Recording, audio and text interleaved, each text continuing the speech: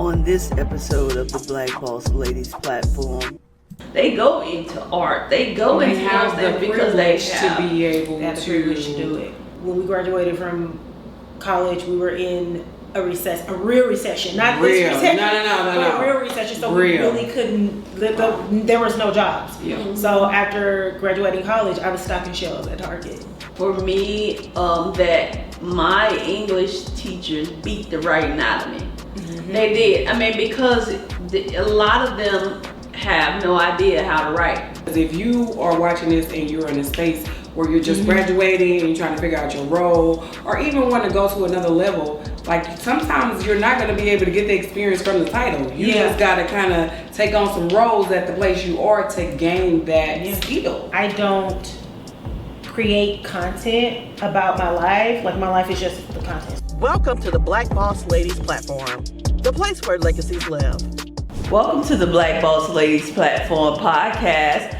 I'm your host, Tiffany Lee, and this is my co-host, Julia Myers. And today we are interviewing one of my dearest friends, like since we were 13 or 14. We have today Angela Branch. And Angela's going to be talking about her background in speech communication. You have a master's degree from Tennessee State, and you have a bachelor's degree from Tennessee State. She has a master's from Belmont University in communications. Angela has been in the learning and development space for over 13 years. Yeah. And if y'all don't know, she is famous on TikTok. not TikTok famous. Yes, she is. She is an amazing content creator, and we're going to dig into that because that's really, truly where her gift lies. So I just want to say thank you for joining us on the Black Boss Lady platform. Happy to be here. All right, so let's jump into here before we get into your content career. Let's talk about a little bit about your upbringing. So I was born and raised in the same city as you were. So East St. Louis, Illinois, birth to high school graduation, and then I was out of there. And then I went to Lincoln University for a few years, and then transferred to Tennessee State.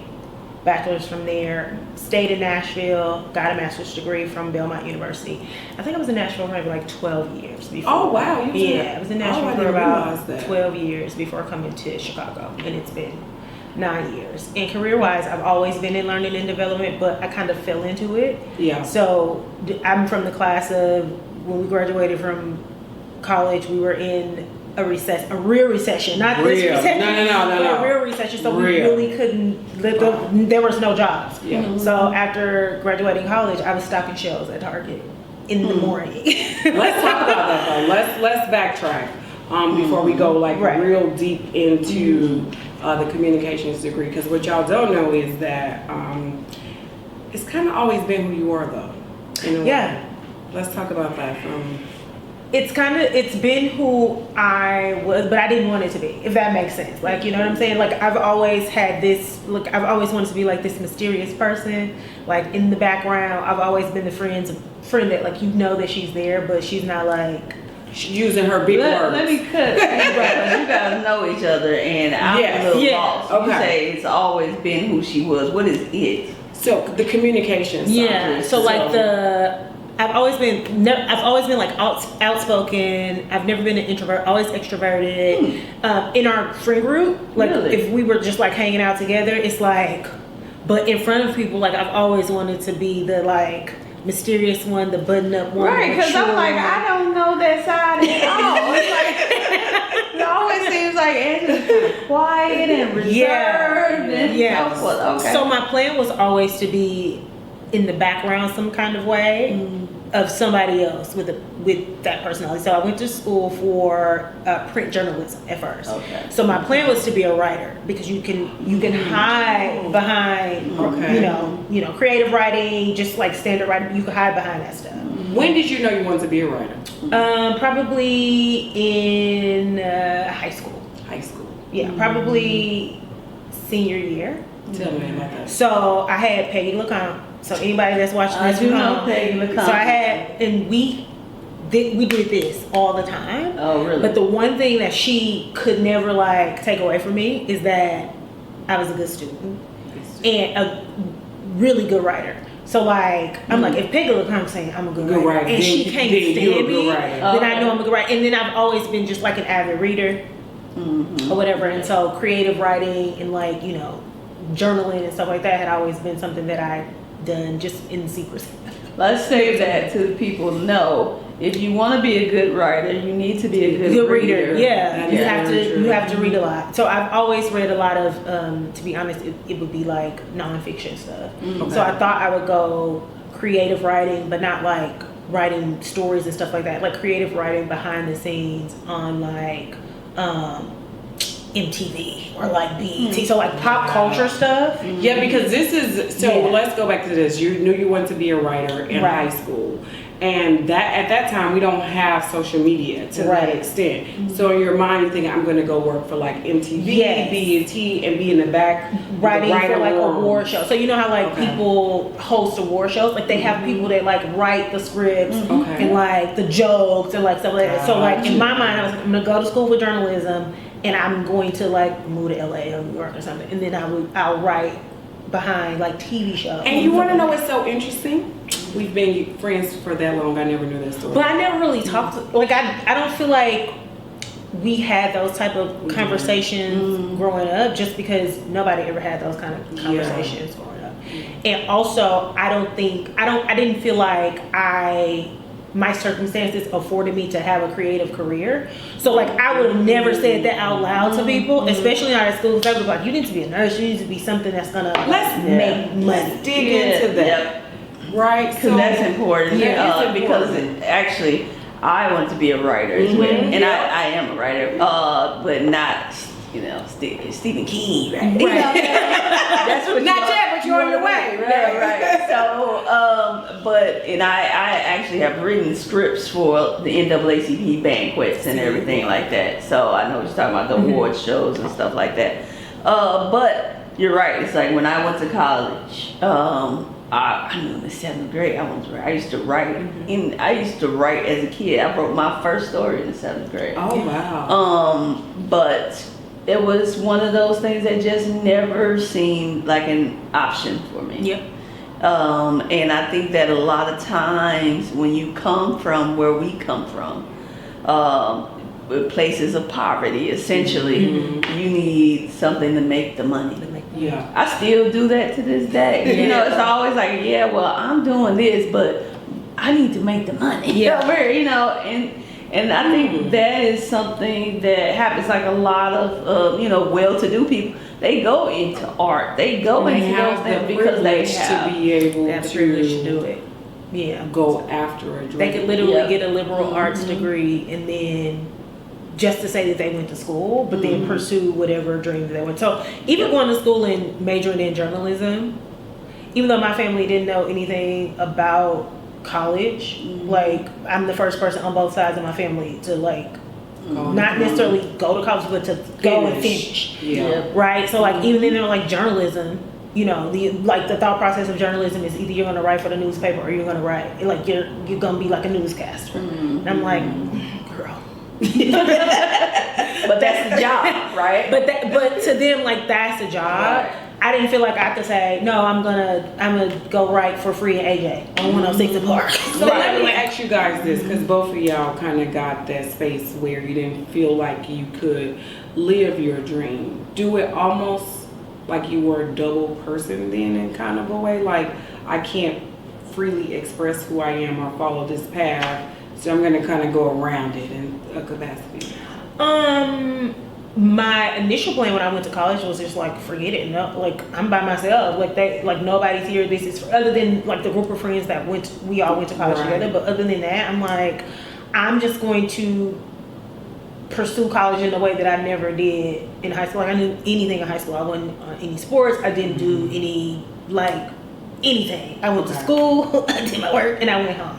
Yeah. But in college, I was like, oh, I'm going to like do it differently because I felt like people had like a perception of me, like it wasn't Angela. Like, it was kind of like Angela that. the writer. Like, no, Right. we don't see her. So when I got to college, Yeah. I could be that. You could These people reinvent yourself. don't, right? They don't know me, so I like joined clubs and nice. the school newspaper Yeah. and just like all that type of stuff. Yeah, so I didn't feel like I was like living in a facade, but I also always in the back of my mind had the idea like college, like I have to succeed out of necessity. So like this isn't This isn't an option. Yeah, it's not an Right. option. This is the only option I have. Exactly. So this is it. Okay. So like that's the only thing that like I started once I transferred and I went to TSU and sort of my back was against the wall because of why Let's not go there for. Let's talk about. So Angela the writer goes off to college, Right. to Lincoln University, Right. And she's like, I'm going to be a writer. Now I'm going to start doing activities and join a newspaper. What was the newspaper like? It was fun, but here's the thing. I realized that I didn't like writing when it came with like deadlines and when it was like rules around it. I was like, oh, this ain't fun. Right. Right? Okay. Like this ain't fun for me. So here, well, you know what? So I would say I never wrote for a newspaper. Okay, I can say that. But I feel like that's one of the reasons why I struggle with writing. So I'm a good writer. But you always have to be on deadline. Yeah. Really. We're writing. I mean, period. Like if Yeah. you're writing a book, I just got done with the book, but it was like I had to have on my board, this needs to be done by this date. This needs to be done by this date, or you won't get it done. Yeah. And then sometimes you still even push those days. You know what I'm saying? But you need a deadline to get it done. Yeah. That's why sometimes I'm fighting when I'm writing. I get general deadlines, but it was also like you have to have a story. So like I didn't feel like I had the time to like think of things that I think would be of real interest. It's you gotta write something. Sometimes they would edit things so much that it's not in your voice anymore. I'm like, I don't like that. That ain't I have to. It's too restrictive. Yeah, I'm like, I have to figure out a way to do this. Where I can speak in my voice because I write like I talk. So punctuation be dang. Like I don't even. That's why when y'all say y'all writers, So I'm like, right, yeah, I write like I talk. So But I see, know I'm not a writer. At that time, blogging started to become a thing. That's true. Right, and so Right. for me, I was like, well, I'm not really gonna do that. And then once I transferred school, I went into speech comm instead of journalism because they didn't have a journalism program. But I had already decided I didn't want to do print journalism, so I was like, I really don't know what I want to do anyway. So I just landed on speech comm. Let me say something. I want to say something before we move forward because one of the things that you just touched on was something that I feel like when you said, grammar be damn, essentially. Yeah. That's what I feel like for me, that my English teachers beat the writing out of me. They did. I mean, because a lot of them have no idea how to write. If we're gonna just tell the truth up in here, they have no idea how to write. Yeah. And so the only thing that they do know is punctuation. They know where a period and a comma is supposed to go. And so your paper comes back to you with no input on the actual structure, the ideas being presented or anything like that. It's all marked up with periods and commas and quotation marks that need to be in the right place. Now, I will say that they did get me together as far as that goes, but it did kind of make me say, oh, well, I may not be a good writer. Yeah. But I minored in philosophy. And so in philosophy, you have to do a lot of reading and a lot of writing.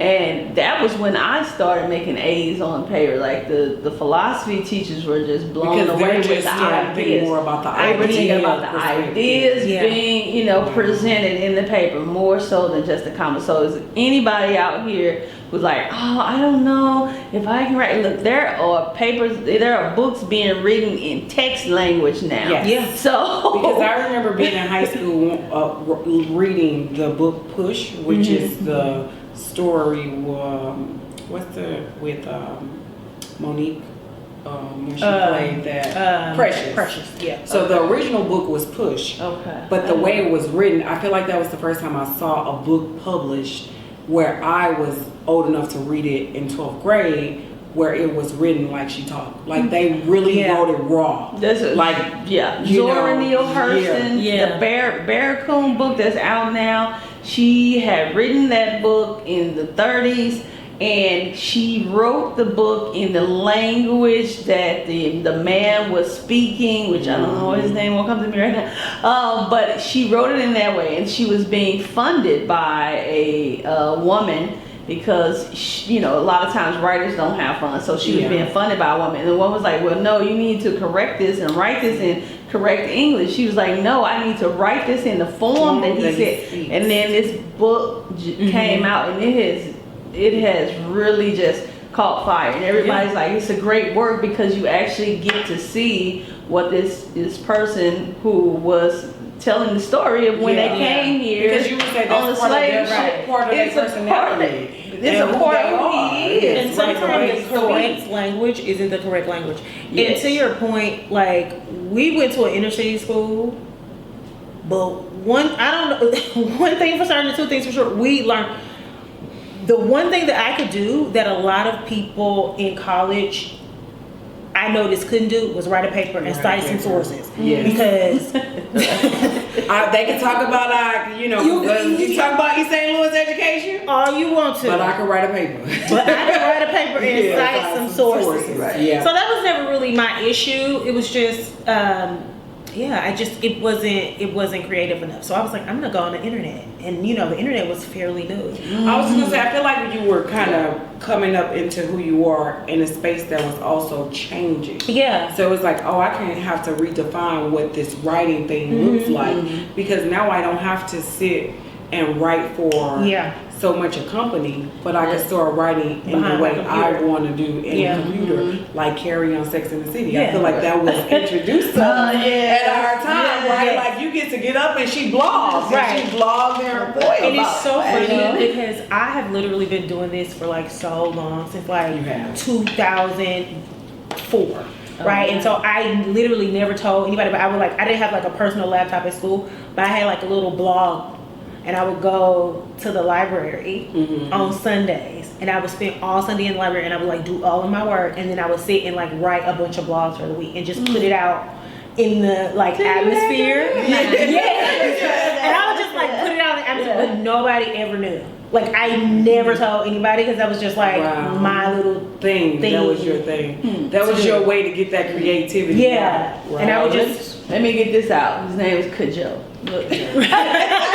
I was like, okay, I gotta know this name. Okay, sorry. So you get to Tennessee State and you decide they didn't have the major of journalism, so you major in speech comm. Tell us about that journey. So I actually really enjoyed the program. It was a lot of speech, classes, a lot of public speaking, a lot of advanced speeches. Okay. I was also introduced to forensics, right? So when people think about forensics, they think about like science, but there is also like forensic speeches where they do like this super like rapid, like it's kind of like debate, but in a spoken word form, and you like it's like teams of people and they debate. I wasn't on the team, but I had to take a forensics class. Okay, so are you like dissecting how they use language? You have it's about like I might be lying at like the actual definition of it, but like this was my perception.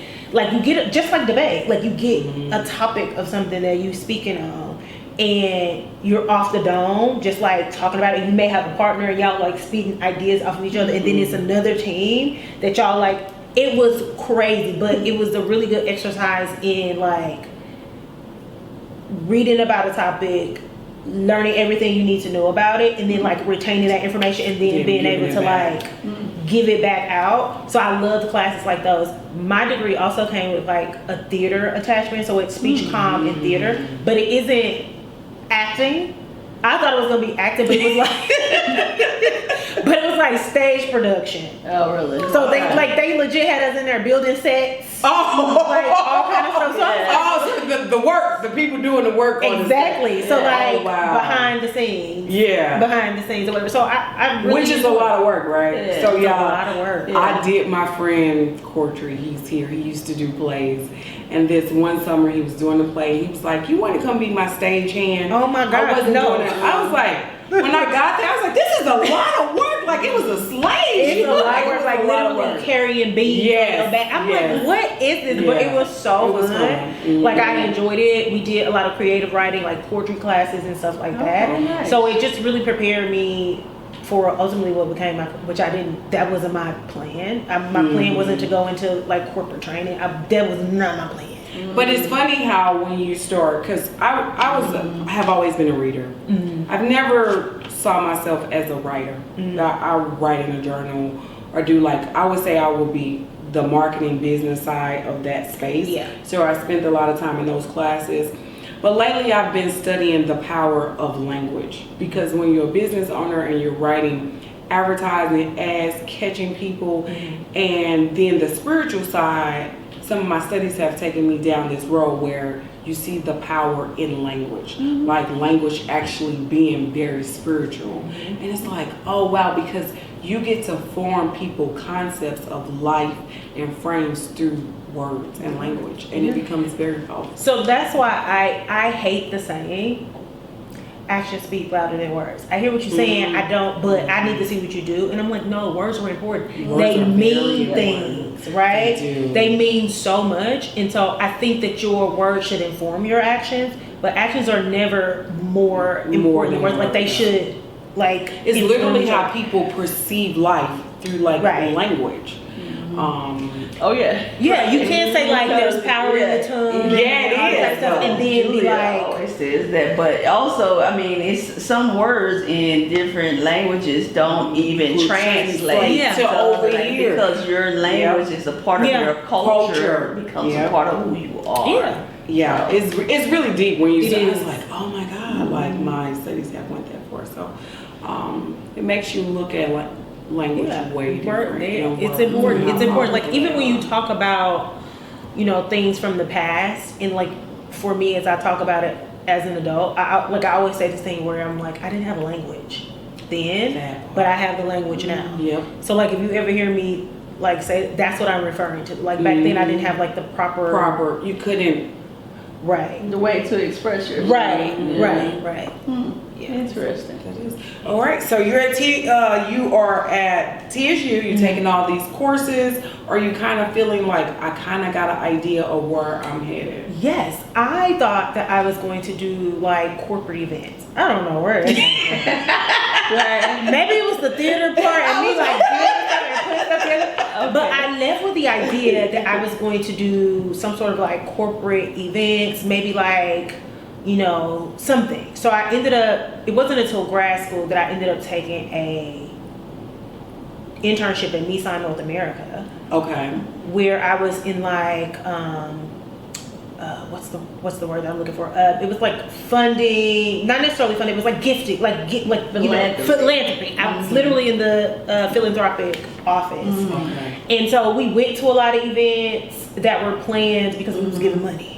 So we were invited to a lot of events. Exactly. And I was like, okay, I could do like philanthropy / event / fundraising for like a corporation, because that's what my boss did. So I was like, that's what I'm going to do. Like that's it. That's what I'm going to do. Okay. That's what I'm going to pursue, because it was a really cool. And this is grad school. This is grad school, so this is sort of what like solidified that. But when I left undergrad, going to work for the corporate place that gives the money, or were you going to work for the organizations that beg for the money? The corporate place that gives the money. Because the giving is fun. Yes. Yeah, The but begging is no. So I wanted to be the giver. Okay, that's wonderful. I wanted to be like literally in the internship I got to that year. So Nissan North America at that time was the funder of the Thurgood Marshall Scholarship Fund for HBCUs.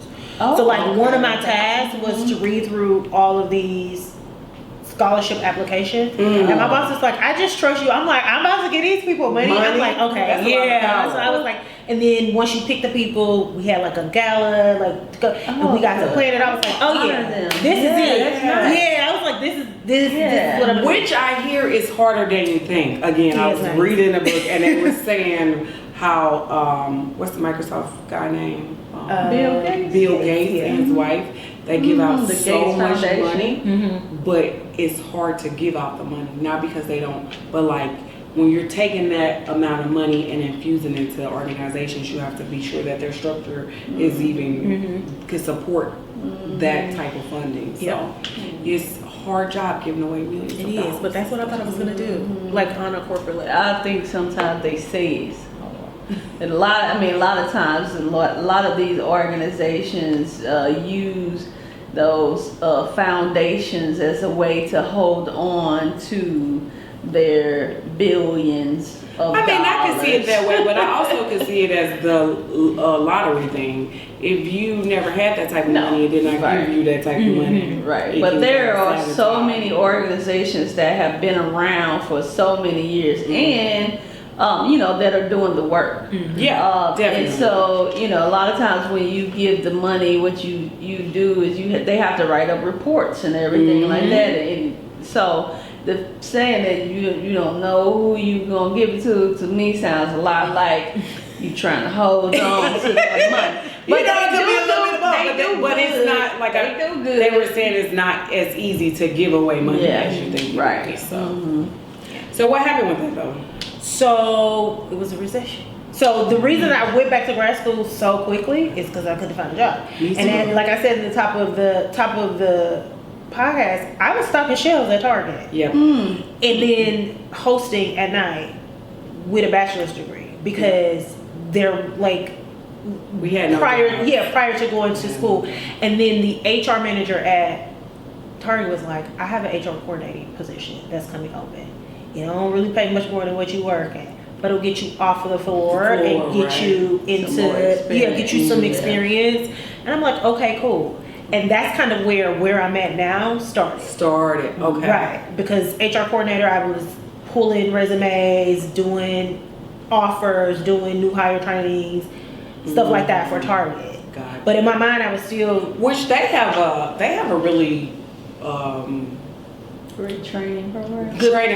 Right after college. We were in a recession. They had put it on a halt. So my thought process was, okay, I'm going into corporate events. Couldn't find a job. So I was like, forget it. Like, I got this job at Target. They have this manager program.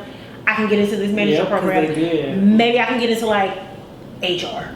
Like, that was my thought. So when I started the job, I sort of expressed that, like, I know y'all got this manager program. It was very competitive too at the time. Very competitive. And they started off really good money for that time, like $45,000-$50,000 in 2007. Coming out of college was like standard. Great. Like, that was a good. I remember when my two friends got jobs at AT&T and they was like $55,000 a year. Remember? And it was like, oh my God, y'all got a job. Really? Yeah, it was. We were in a recession, so it didn't happen. So I ended up starting grad school while I was in that role. Okay. And I had a boss that was just like, she was like a regional something, so she was never in the office. So I was doing stuff that I wasn't supposed to be doing in that role, but it was giving me experience. Like, I feel like I guerrilla styled my experience. Like, whenever I'm doing like interviews and stuff for jobs and they're asking for like background and certification and education in like the actual job, I'm like, girl, I don't got none of that. I guerrilla styled it, like everything. And I think that's something that viewers should listen to too. Because if you are watching this and you're in a space where you're just graduating and you're trying to figure out your role, or even want to go to another level, like, sometimes you're not going to be able to get the experience from the title. You just got to kind of take on some roles at the place you are to gain that skill. Like, I rarely said no. She'd be like, can you host this new hire training? I'm like, girl, I don't even know how to do that. But I've watched you do it enough times where I can get in there and figure it out. And then eventually she was like, I'm just going to hand you that. And then she'll be like, I'm going to be out. Can you do payroll this month? I'm like, I'm not supposed to be sending people money, but if you show me how to do it, I'm gonna do that. Right? And so eventually it still wasn't enough because they didn't know when the program was gonna happen. So I was like, screw it, I'm gonna go to grad school. Like, I'll just start grad school, I'll get that out the way, and my program required you to have an internship because my master's is technically a MED, so a master's in education. Okay. Yeah. So you had to have some sort of like education internship, but I went to my advisor like I don't want to be no teacher. Like I don't want to be a teacher. I know that's not gonna happen. So like it's a Some master's things you in just know, yeah. It's a master's in organizational leadership. So I'm like, can I have some sort of like corporate Yeah. internship? So they kind of let me freestyle that, and so that's how I found that. So I was like, okay, we're going back to corporate events then, since I can freestyle this internship as long as I meet the requirement. Mm-hmm. So then I got in that philanthropy role, and I was like, okay, yes, this is what I'm gonna do. And then they was on a hiring freeze, Mm-hmm. and so Everybody was on the freeze, y'all. and so I was literally We need to talk about this We just do. for a second because a lot of, you guys aren't thinking that they aren't talking about this in the books yet. But Right. it will be in the books, just like we Yeah. studied the Great Depression.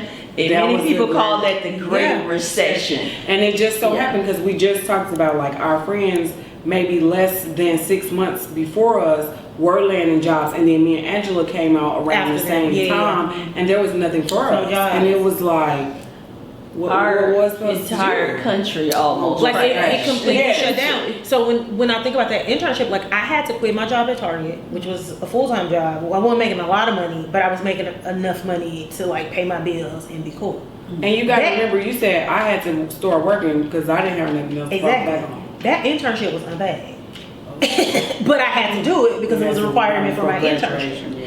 So I was also started like hosting at night, so that kind of helped out. And then I had a boyfriend that kind of helped out. So like I made it work, but I had to quit my job To get the to do the internship to meet my requirements for my degree. So I was working for free. a And job so in the that's market that important. ain't even. And that's important as well because now they're starting to look at things like that because just as I was saying, as far as us going into writing, we couldn't do it because we didn't come from a privileged class. Right. They're talking a lot about these internships where it's, oh, well, we don't pay you. Well, who are the type of people that Who can could get take into those? these jobs where Exactly. it's not paid? Yep. It's generally not us. Exactly. Because So- had it not been required for my degree, there was no way I was quitting my job that's Right. paying me to go do an Because internship. who has that kind of support? Nobody has that kind of support. Yeah. And even Certain Harris people. Stowe now is offering paid, so they will pay for, and they have a program where they will pay you to go and be an intern at a job. So they will pay you Oh, so they like got some funding. $17 an hour, Yeah. something like that, at least to allow you to get the experience. And then they know that you can't just quit your job. So here's some funding Yeah. to get this experience. Yeah, those are things people in higher education need to be thinking about. Exactly. Because everybody can't go quit their job. And these corporations that are making all of this money, From were you giving back? Just give back, right? Just Right. give. Pay people for their jobs. Give it back to me because they sure would. They gave me a card, so it was Nissan North America. So they gave me a car to drive throughout the internship Okay. and then gas stipend. So like I didn't have to pay for gas, but I'm just like, girl, I'm hungry. I need money. Am I gonna sleep in my car? Right, like that you just gave me. Let me ride. I lived with my boyfriend at the time, and he was like footing all the bills. He like, girl, what is this car? Right, you got a car like we don't even got We don't need this car. We got cars. We need some money. His home on this because sometimes I don't even think about it, but I have a master's in communications as well. I went to school full time for my master's, and while I worked full time. So when I finished, when I was coming up on the time when I was supposed to do an internship, I talked to my husband about it. I was like, well, can I quit? So we Nope. he was like, no. No, We man. ain't there yet.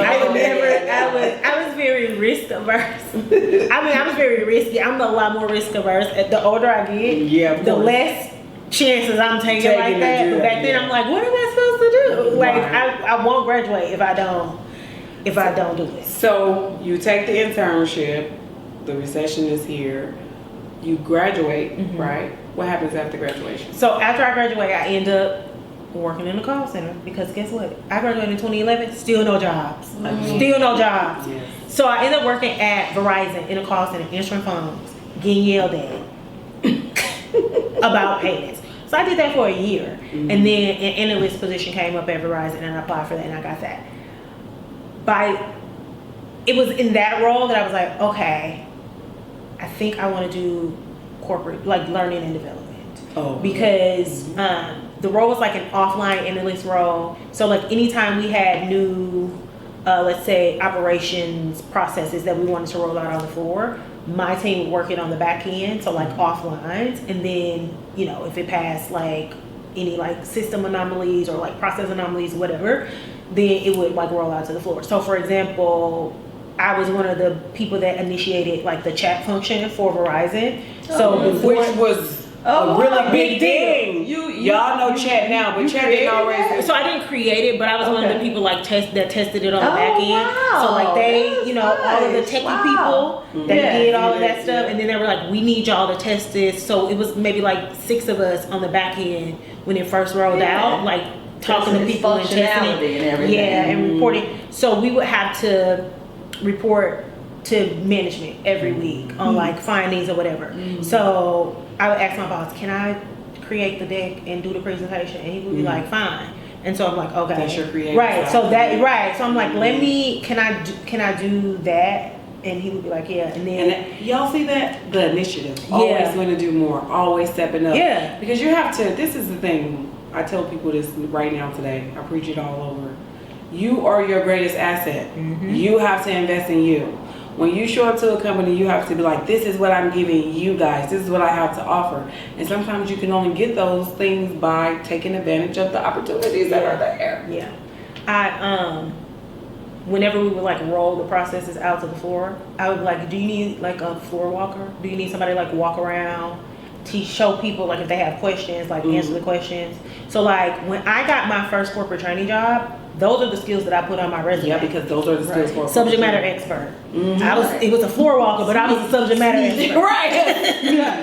I was a subject matter expert. Right. When I like put my presentation and my instructional design, like me creating those decks. That was instructional design. Me presenting those. It really is. Sometimes we don't give ourselves credit for but those it things. is, you That's know. I know exactly you saying it like, well, it is this, you know, kind of like wink, wink, but it really is. It is. Me running those meetings, that's facilitation. So like the one good thing about, you know, I know people are, you know, up and down about whether you need to go to college, but something that college affords you is like networking that you don't have to go out and find. Yes. Right? And so like me and my friends in college who was lucky enough to like grab jobs before, we would have conversation about like profession, like what do you want to do, And so I was having a conversation with one of my homegirls, and I was just telling her like, you know, I think I want to do learning and development. I've been doing all this stuff at work. She was a HR what do you call it, generalist or whatever. And at the time she was in like North Carolina or something like that, South Carolina, one of the Carolinas, and she had just moved back to Nashville, and she got an HR lead role. She called me one day and she was like, I got a training position, it's like entry-level training, and she was like, I think you should like apply for it. I'll pull your resume and then I'll prep you and everything, and then you on your own. Yep. Because you still got to do the job. Right. So we prepped my resume. We made those skills pop in that, and then I went in and did the interview, and I got the job. So like that was my first like introduction to the learning and development without having any actual skills. I just sort of took advantage of like every opportunity I had to like develop. I think all those skills though are the skills required for those positions, and it's a lot of people that. Even entrepreneurs, you're going to see a lot of courses popping up, people selling courses all the time. And I think that people in their mind think, oh, I could just sit down and put a course together. But that's not true, because there's a science behind taking a learner from point A to point B to making sure that they got the knowledge to be able to do something that you are claiming as an objective that they're going to do. And a lot of times, like, we have been trained in those spaces to know how to write objectives, to write curriculum, to do those things, and then people just put down courses like, yo, your course is not effective because you don't understand learning and development. Like, there are people who went to school for this, spent a lot of money and a lot of time doing that, aka You know, because there is a science behind it. Yeah. Wait a minute, y'all forgetting me. You do. That's why I looked over to you too. Because right? Yeah. you No, are but a you guys teacher. are both trainers, Right. but yeah. But it's still the art of But I will teaching. say that. So I tell people Yeah. all the time. So I have people that are educators, and I say this all the time to I people tell that them. are teachers. If you are looking for a pivot, that's your Oh, pivot. that's your pivot. My entire team right now are former like Chicago school teachers. Yep. They were like during the pandemic. They was like, we can't do this no more. Literally everyone. I am the only That's how I career got here. learning and development person. Yes, you It is. Yeah. I got into this space is because my bachelor's is actually in marketing, business marketing. But then again, I couldn't find a job. I started substitute teaching and doing that kind of stuff. And I was like, oh, I didn't even realize, like, oh, I'm kind of like a natural teacher here. Let me get my master's in training and development. And then taking all those courses and everything. And I was in the classroom. And I, like you said, I tell people, if you can teach in the classroom, you can teach in corporate. Yeah. Because that's true. It's pretty much the same. I mean, not the same because adult learners are different. They but- are very yeah. I teach college, but Yeah. they are very different. Well, one of the things about it too is that you don't have to treat them like babies. Yeah. Sometimes. Because it's depending on what your audience It look will like. be. But it is We a won't get skill. into that change management piece because if they don't buy in on the top, you about to have a hard road. I think that's where my marketing part comes because when I sit down with my team, I'm like, how can we get them to buy into the training? Because you have to sell it to them. I was having And that if conversation you don't for that. sell it to them, you don't got a student. Yeah. That at least not one that want to be there. I literally told my coworkers today, I said, girl, we about to have to get in the field because these people is not coming to this training. They not. You gotta sell it. It's I'm like about a to go marketing knocking on plan. Yes. Like, I said I'm about to go show up and be like, you Come need in this here. training because That's guess so what? true. When I run these tickets of people that need help, it's always you. It's y'all, I'm yeah. about to get in the field. Go I knock on do, the door. and I have gotten in the field, and it's funny because I Yeah. remember I took our organization from literally nobody having it to almost like 96% completion. And for an organization with great. almost 1,000 people in it, but I got in the field, Yeah. and I had to show up into those spaces because you're working with people who every day are, let's just say my nurses, they don't care about a training. At all. They're trying to save people's lives. They don't, so I gotta go to them and sell them on this to come back to me. So sometimes that requires Yeah. you to show up in their spaces. You gotta get in. I be in that hospital like, oh, give me. I don't like it. Get me out. Get your All right, so you go into learning and development, you get the training role, and you find yourself liking this space. Yeah, a lot. I liked it. You've been there in this space for 13 years. Yeah,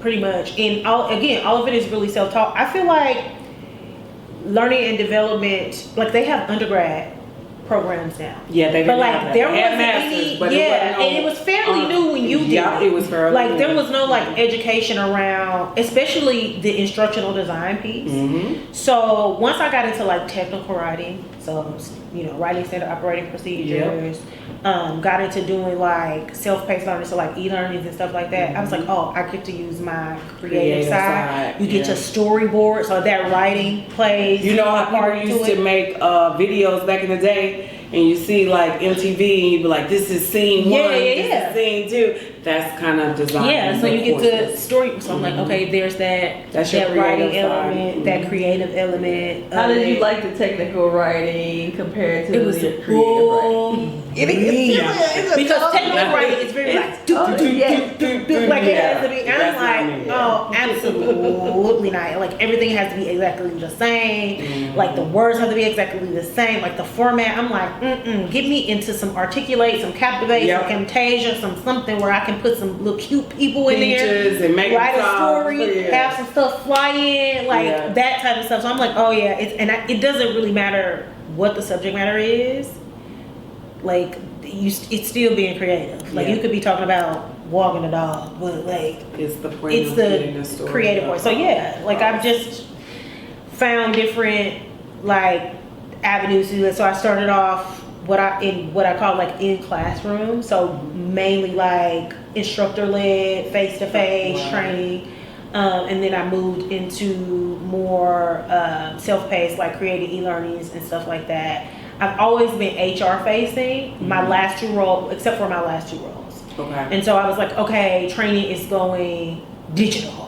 Like it's going technical. Everything is digital. Right. So I need these technical skills. So I started training systems, which I'm still doing. But now I'm at a point in my career where I'm like I got that under my belt. I want to go back people focused, like employee relations, stuff like that. So you got that space down. You feel comfortable in there. That's where you get to show your creativity, journalism, all that things. Let's move into what you do outside of your 9 to 5, because you have literally taken TikTok by storm. No, I don't even have that. I will say that TikTok has been the medium, which is crazy because I was like, I'm not getting on TikTok. I am too. So I was going to say, this is the funny part. So Angela comes to our group chat about TikTok, like Yes. and I'm like, what is the tick and the talk? Like, I don't know. And they are doing COVID. Like, I don't know what that is. First, like all dance, exactly. And I'm like, I don't got time to learn another platform or whatever. Like, so much. I didn't even have and you gotta think about this. If you follow me now, it looks like I'm a social media person. It was like, oh, she does social media. I was the last one of our friends to actually have a Facebook page. I'm talking about, yes. And when I got on there, Texas went out like, oh, Julia, y'all can see she got a Facebook page. She don't think she grown no more. I really didn't have any of those things. So I stick to what I know. But you saw something in that space. But I didn't do it until I saw. So I have a college mate. We went to school together. We were the same age, so we took classes together, everything. And if you think I am like, I'm not doing that. We're talking about somebody that works in politics, in the Obama administration. Really? Okay. Yes, worked for like the NAACP, like all of these organizations, very like serious woman.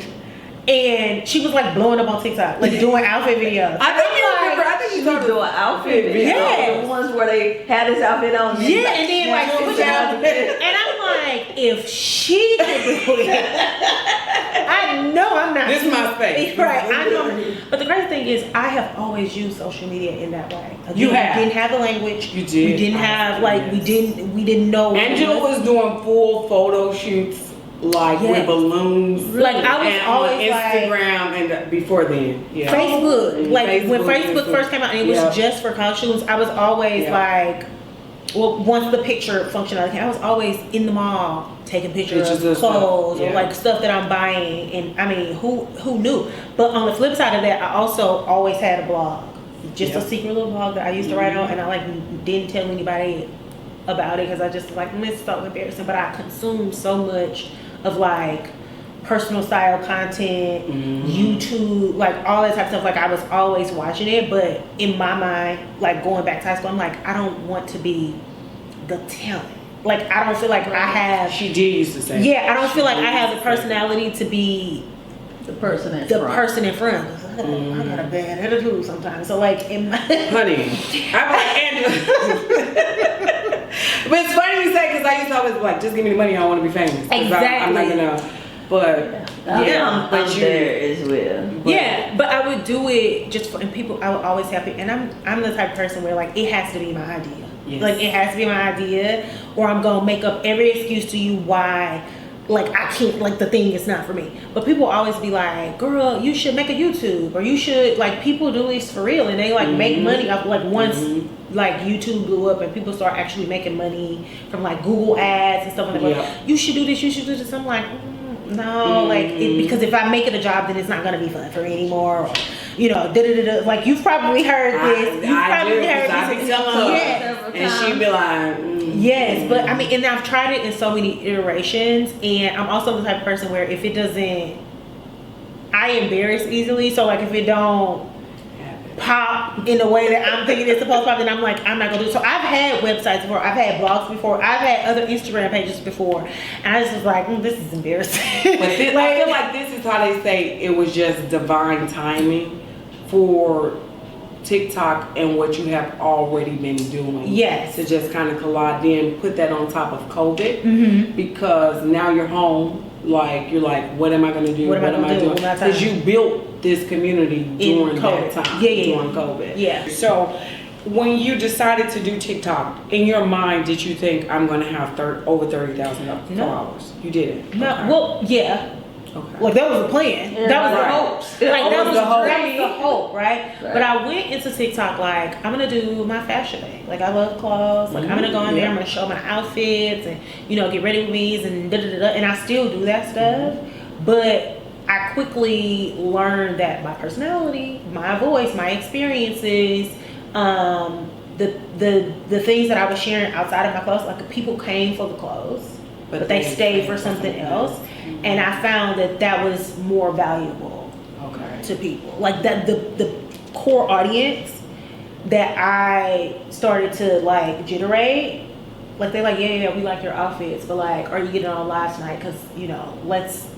I was gonna say, take us through that. So, what the community, the hopes, like, what do you see for your space? What happens in your space, and then what do you see? So outside of social media, I created like a social club, and so essentially what it is. So What's the name of it? It's called Sounds About Angela Social Club. So it's just named after like my social media handle.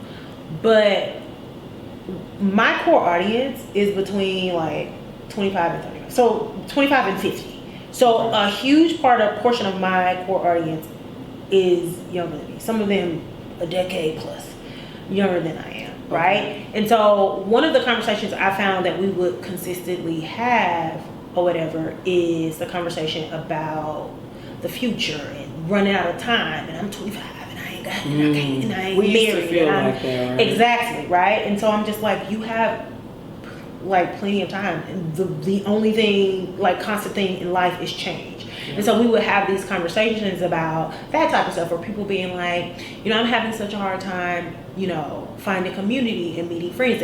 And meeting friends as an adult is so hard. It's and so different. like all of that type of stuff. And I'm like, I've picked up friends at every iteration of my life. Why is it so difficult for me? I also think, Angela, because our age bracket, right? So we're 40, right? So you say I picked up friends at every stage. Same here. I think me and Angela have the same birthday month, like personality kind of in the same alignment. But I don't want to take away from that. While we were going through those chapters, life looked different. It did look different. Some people are being friends with people because of social media. Exactly. Like there's different. Like I think a lot of them in that age bracket, they don't know what it means to have a friend in real life, right? Like so those in are person. Those are the you know what I'm saying? Yeah. Because they don't. They like I seen the. I'm like, y'all don't go out, y'all. We also went through a lot of adversity together in high school and college, where we had to lean on each other and form these bonds and friendship, whether it was trauma bond or whatever. But we understood the value of that friendship, though. Right. I think sometimes these young kids. Well, that's what the social club is about, right? Is building community around shared interests, common interests. And like getting out of the house and doing things. So we go to supper club. We call it a supper club, but essentially we just go have dinner once a month. I'll find like, exhibits at a museum and we'll go to the museum together, right? If you're into museums, we, have a run club. Like we do all these things where we get people from behind the screen. Yep. And outside, like you're not gonna meet people. And I'm not just, in general, like you're not gonna meet people if you're, just behind your phone. So the idea is to build community, actual community, like face-to-face community with people around common interests and shared interests. So it's like arts and culture and music and theater and all of that type of stuff. But that's sort of the idea behind it. So you created this community on TikTok. You have over 30,000 followers. And this is what you're doing outside of your thriving corporate career. Right. Where do you see this space and what you're creating? Where do you see it going? So I would like to, I say this all the time, I don't want to be on social media posting TikToks to infinity and beyond. right? So this, I say this, and I say this to like the people that follow me all the time. This is just a medium. I'm still figuring out what the end goal of it is. Mm-hmm. I think the social club is something that I would eventually like to make more robust. You know, maybe get some sponsors. Maybe when we go to these supper clubs, because we paying for the food ourselves. Yeah, like we split. Yep. See half sees the bill. Right. Right. But like maybe make that into an event where we get sponsors, and I can treat people. You know, to a dinner. I can, you know, start doing events where I can bring professional people in. You know, to talk to, you know, the younger girls. Like, cause they, and I always tell them that like age doesn't beget, what's the word that I'm looking for? It doesn't beget knowledge, right, and wisdom. So I don't automatically know more than you because I'm 40 and you're 27, right? I may have more experiences than you that I can speak to. I learn a lot from the young girls, right? But they want to hear from. They want to have the type of relationships that we wanted to have with women that were older than us, but it was kind of difficult. Like it wasn't easy. That's a whole other conversation. But I want to be for them what I was looking for when I went into corporate and sort of ran up against, you know, because you were the competition. I was the competition, right? And I don't. They saw us as that. Exactly. Which I think even like the space we play in the workplace, like the 40, the millenniums, I think we're the bridge between those people and then the new people. Exactly. But I see people all the time. Both languages with them. They're like for you. I'm like, no. So I would like to like make it into a space where like you said, sort of like those gap bridger, like we come in and like we have those conversations.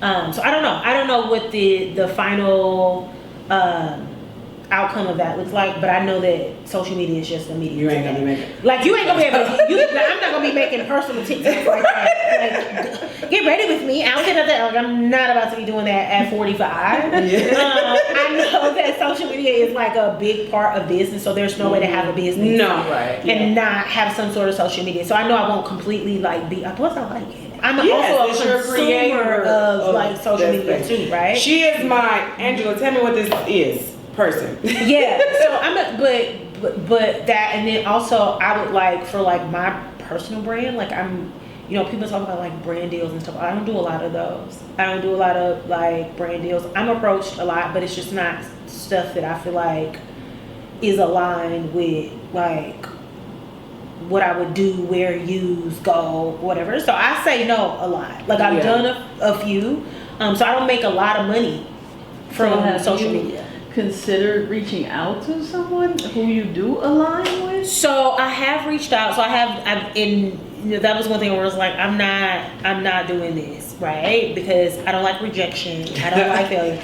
But I have this series that I do, like this shopping series. It's like one of my most popular like series or like videos that I do where I go on different websites and I show people like, this is what I would buy right now off of this website. Oh yeah. Right? And so the jeans that I'm actually wearing right now is a pair of Gap jeans.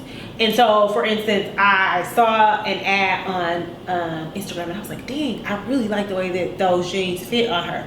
So I went to the website and sort of looked at the like details of the style and I'm like, oh, these are men's jeans or whatever. That's why they fit on her that way. Or they're probably a couple sizes too big, whatever. So, you know, I just kind of kept it in the back of my mind. So then it popped up again. The ad popped up again and I was like, let me click on this. And when I clicked on them, they were like $20. They was on sale for like $28. So I was like, oh my God, I'm gonna buy these and I'm gonna get them a couple sizes too big. And then I just made a video and then it went viral. But the thing is, I'm a smaller creator. So what happens on platforms like TikTok is like bigger creators will see it and take it and then like take, so it went viral. They'll mirror you. But I was the source of it. So it would be like, I bought these viral Gap jeans. Well, they're viral because I brought them. So I bought the jeans. I went to the Gap. It's a dirty game on there. Oh yeah, it is. So I went to the Gap. I tried the jeans on. Like I showed until they just went out. I wish I had a way because I didn't link them for people to buy. Because I remember you had a Free People video too that went viral too. Yeah. So I wish I would have like linked them so people can buy them from the link, just so I can see how many pairs of jeans that I saw. Anyway, so I approached Gap like, hey, I do this series. It's called Shop With Me. I go on websites, I pick out pieces, and I just show people what I would buy. And like, I link them on my LTK. I can show you where people buy stuff just off of my opinion. Oh yeah, I know that. I didn't even try this stuff on. I just said, this is cute. You should buy this. No, it's right. And I don't know if you noticed that these jeans went viral, but it's hard for them to track it back to me as the source because so many other bigger creators were like, these viral lesson jeans. learned though. It is a lesson learned. She didn't fail. She's gonna redo it. It's a lesson. It was like, but when I reached out to them, they left me already. Like they never got back to me. It'll come back. The Free People thing was also a lesson learned because that video I posted I was back home visiting friends, and me and Akeisha and Denise and Samiga, we were in Free People, and I was like, it's these jeans that I want to try. Wait a minute. Okay, keep going. Yeah, it got a lot of views. Yeah, it's these jeans that I want to try. Let's stop it. We were in the Galleria. And I said, let's stop at Free People really quickly. I want to try these jeans that I saw like one other person wear or whatever. And so I went to Free People. I tried them on. I was like, ooh, I'm going to walk out the store. I'm going to wear these out the store. And so before I went out the store, I just took a video of me in the dressing room in the jeans. And then I posted. It had been up for like months. And I got a message from Free People like, hey, do you mind if we share this? And people always say, don't do that. But I'm just like, that's the old video. Who cares? Like, they can share it on their page. Like, it's old. Like, I shared it a long time ago. It didn't do nothing for me. So, whatever. Right. So, I'm like, y'all can post it. They posted it. The most engaged with at that time. Now they've had it, like, posts. But we're talking about Free People. So, this is like I know, Free People. Right. Most engaged with posts on their Instagram they had ever had up to that point. Right. So, what you have to think about it, like you said, that's an old post. So, I mean, whatever. Right. I was just like, whatever. Star Wars is an old series too, but George Lucas sold it for $1 billion. That's right. Let's learn. That's right. Well, I'm happy that you've been able to take a space like TikTok and use your creativity. Yeah. You went there saying, I'm going to wear my cloud fits and show them, and you've been able to carve out a space where it brings community and give back to people younger than you as you pave that way. So that's amazing. Thank you. Yes, and Angela Branch, you are truly a black boss lady. And your legacy will forever live on the BBL platform. Thank you. Thank you for joining us on the BBL Platform Podcast, the place where legacies live. We hope you will join us on our next inspirational journey to success. Be sure to rate, like, and subscribe to our show. For more information, please visit our website at theBBLplatform.com.